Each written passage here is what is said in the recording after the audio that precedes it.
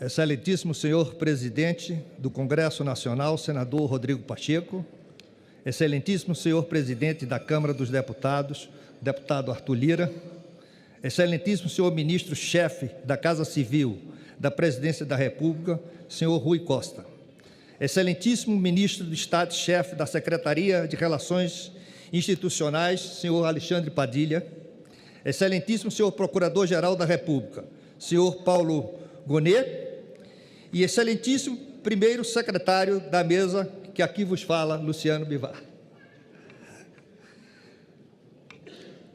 Senhoras e senhores parlamentares, o ano de 2023 pode ser resumido em uma fase nunca se fez tanto no nosso povo e em tão pouco tempo. E isso só foi possível porque nossas instituições se mostraram atuantes, independentes e harmônicas. Os poderes legislativo, judiciário e executivo, ao longo do ano, mantiveram-se firmes nas respostas aos termos mais urgentes e também no enfrentamento a questões que há tempo aguardavam soluções adequadas. Foi assim no dia 8 de janeiro de 23, quando nossa resposta à insanidade dos golpistas foi tomar a democracia brasileira ainda mais forte, tornar a democracia brasileira ainda mais forte e nossas instituições mais sólidas. Os três poderes, em Brasília e em toda a federação, se uniram e declararam em uma só voz que nossa Constituição é soberana e que nunca mais o Brasil aceitará desvarios autoritários. A firmeza em defender o que é mais caro no nosso povo não se encerrou naquela ocasião. E, nesse sentido, o importantíssimo destacar o papel do Congresso Nacional. O marco fiscal, aprovado em agosto passado pelo Parlamento, cria as bases necessárias para que o Brasil possa contar com políticas inclusivas e garante que a população pobre do nosso país volte a fazer parte do orçamento federal, sem que haja descuido das contas públicas. A promulgação da reforma tributária em dezembro foi um feito extraordinário da Câmara dos Deputados e do Senado Federal. Em conjunto com os esforços do Executivo, ambas as casas conseguiram criar as bases para um novo modelo tributário muito mais racional, justo e eficiente. A nova forma de tributar representará mais garantia para investidores e aumentará nossa capacidade exportadora. Sobretudo, corrigirá uma injustiça histórica, pois o povo pobre, pela primeira vez, pagará proporcionalmente pelos impostos que os detentores das grandes fortunas. Tal medida pavimenta a estrada que o Brasil escolheu traçar para os próximos anos. Uma rota em que se caminha junto, sem deixar ninguém para trás, especialmente aquelas pessoas que mais precisam. Por isso, recriamos e fortaleceremos políticas sociais implantadas a partir de 2003, internacionalmente reconhecidas como exemplos de inclusão social e de geração de oportunidades. Políticas que, infelizmente, foram negligenciadas no passado recente e que agora voltam ainda melhores. O Bolsa Família, o Minha Casa Minha Vida, o Mais Médicos, o Brasil Sorridente e a Farmácia Popular estão de volta. O Sistema Único de Assistência Social, SUAS, foi fortalecido.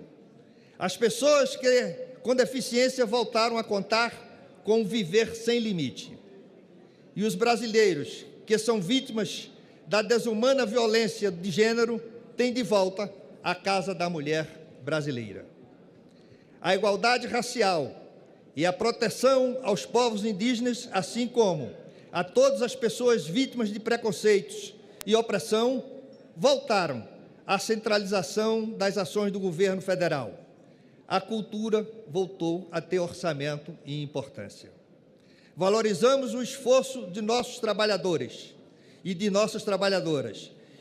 No setor público, os servidores voltaram a contar com reajustes e com a mesa de negociação das carreiras. No setor privado, o salário mínimo voltou a subir acima da inflação. Além disso, mais de 80% das negociações salariais em 2023 resultaram em aumento real. Temos novamente uma política perene de valorização do salário mínimo, que repartirá os ganhos do crescimento econômico com a população trabalhadora. E a Lei de Igualdade Salarial entre Homens e Mulheres foi aprovada com ampla maioria neste Congresso. Trabalho igual, salário igual. A educação da creche e pós-graduação voltou a ser prioridade. Promovemos a retomada de obras paralisadas e recomposição orçamentária de universidades e institutos federais e o reajuste dos repasses da alimentação escolar e das bolsas de graduação e pós-graduação.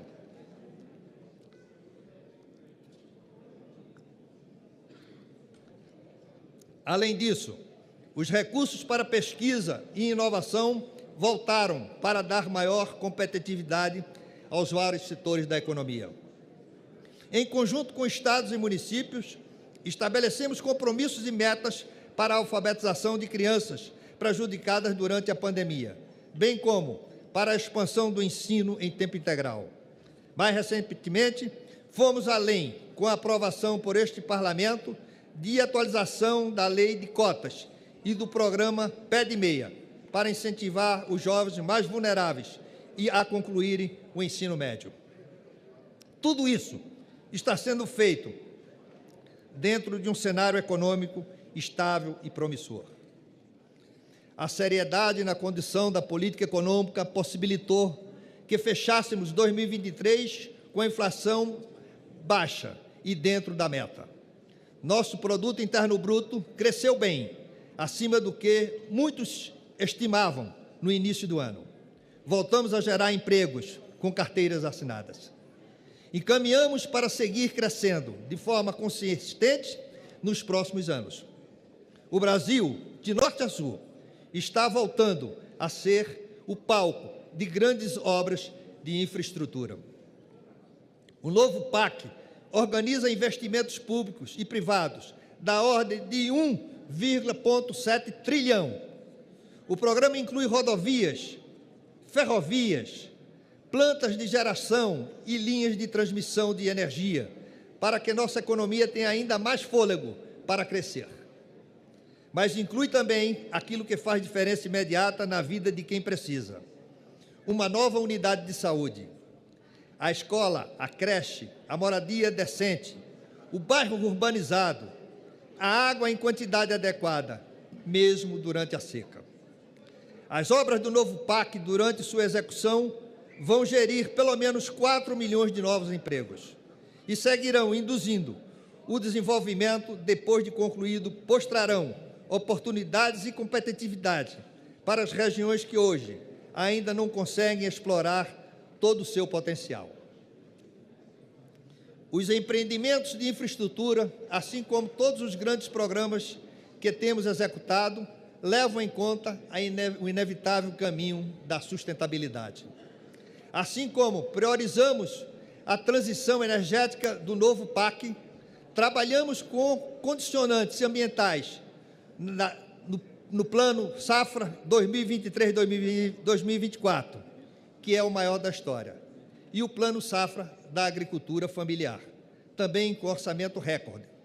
Inclui linhas voltadas à agroecologia e ao aumento de produtividade das pequenas propriedades.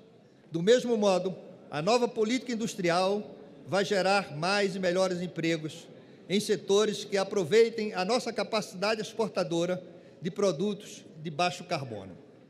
O Brasil, entre as grandes nações do mundo, é a que melhor reúne as vocações naturais, o conhecimento científico, a infraestrutura energética e a experiência produtiva, para ser grande potência sustentável do século XXI e liderar as transformações ecológicas. Por esse motivo, voltamos a dar o exemplo em casa. Em apenas um ano, de acordo com dados do Instituto Nacional de Pesquisas Espaciais, INPE, reduzimos pela metade o desmatamento da Amazônia.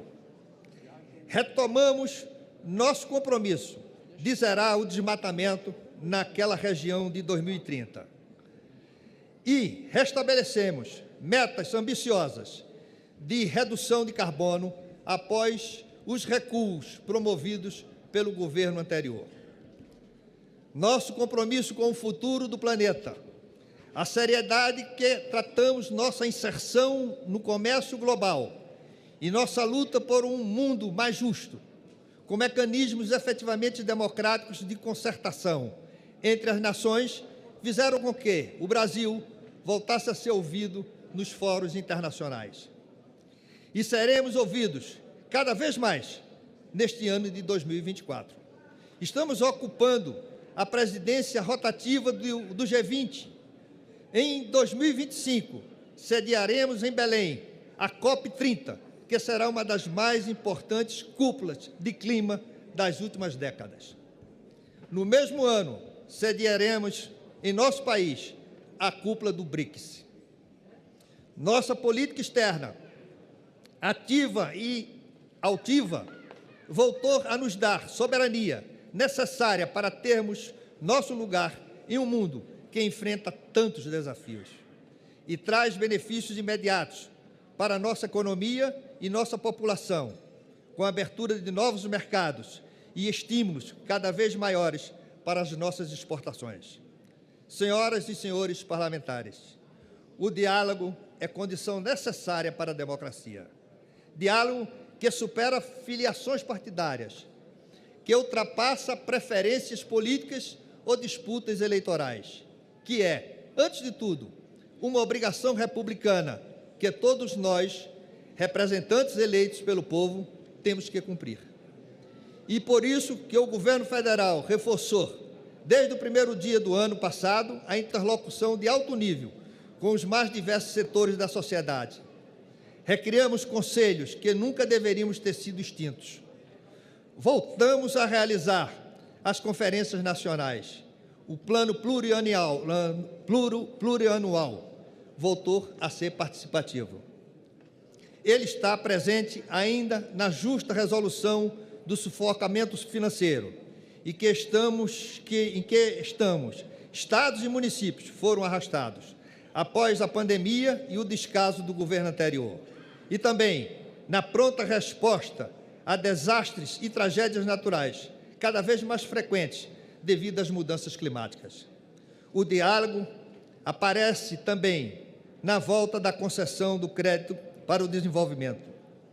Em apenas um ano, os bancos públicos federais fecharam contratos de empréstimos para estados e municípios com valor equivalente à soma de tudo o que foi feito nos 4 anos anteriores.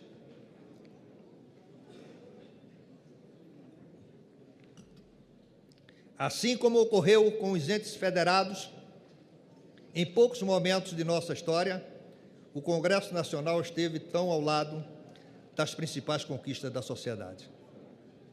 Os programas e as políticas públicas que devolvem dignidade ao povo brasileiro e criam as bases do nosso desenvolvimento não existiriam sem um parlamento. Programas e políticas que não são apenas do Executivo, mas criadas a muitas mãos, já nascidas, portanto, com a força da democracia.